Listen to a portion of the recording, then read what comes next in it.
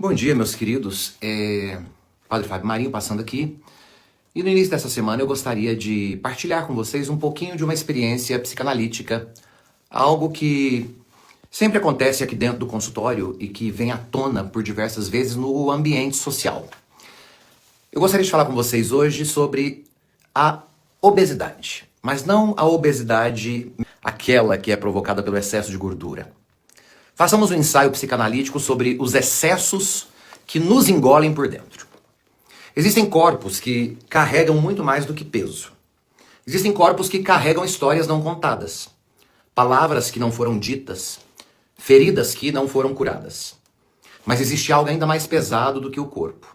A alma intoxicada por ressentimentos mal digeridos. Intoxicada por paixões engasgadas, raivas silenciadas. Intoxicadas por desejos que foram sistematicamente vomitados sobre os outros, como uma tentativa desesperada de expurgar o que não se suporta dentro de si mesmo. Na linguagem psicanalítica, todo sintoma é uma formação do inconsciente.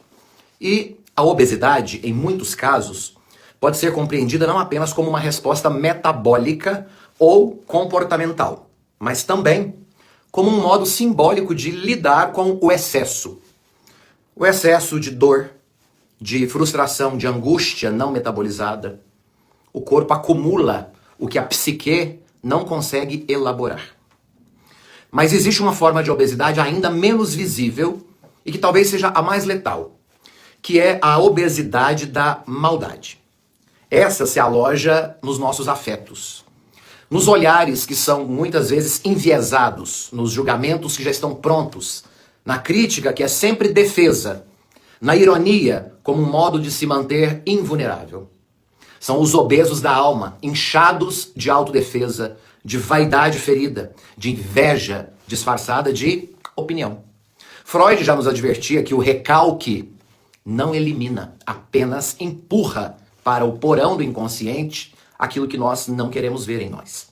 E quanto mais empurrarmos, mais voltamos a projetar. Vomitamos no outro a nossa incapacidade de digerir o próprio enigma, assim como na própria compulsão alimentar. A compulsão alimentar pode ser uma forma de encher-se, para não se sentir vazio. A compulsão crítica pode ser uma forma de esvaziar-se do outro, para não encarar o próprio abismo. Lacan diria que o sujeito obeso da alma é aquele que se recusa ao corte simbólico. Ele quer tudo. Ele quer reconhecimento. Ele quer controle. Ele quer amor absoluto, sem perda, sem castração. Mas o real sempre escapa. Então ele engole. Engole mágoas, regurgita sarcasmos, engole culpas e vomita julgamentos. Porque nada do que é simbolizado se perde. Se não for elaborado, será atuado no corpo ou na crueldade. Maldade engorda a alma. Ela incha os vínculos, adoece as relações e torna o sujeito incapaz de amar. Torna o sujeito incapaz de escutar, de encontrar-se no outro, sem a necessidade de vencê-lo, de empurrá-lo. É uma gordura psíquica que cobre a empatia, sufoca a escuta e fecha a boca do desejo. Pessoas assim tornam-se emocionalmente sedentárias, não caminham em direção a nada, apenas se empanturram de queixas, rancores, certezas e o medo constante de ser despejado de si mesmo. O convite da psicanálise é outro. Digira a sua história.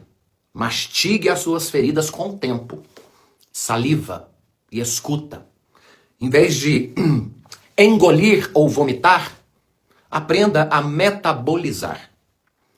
Ao invés de armazenar mágoas como calorias emocionais, arrisque-se a transformá-las em linguagem, onde o afeto encontra forma e o trauma se converte em símbolo. Ser magro da alma é permitir-se leveza. É não viver em guerra com a própria imagem psíquica.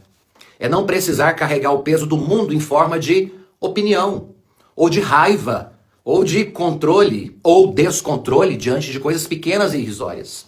Porque ninguém adoece de corpo quando está em paz com a própria alma.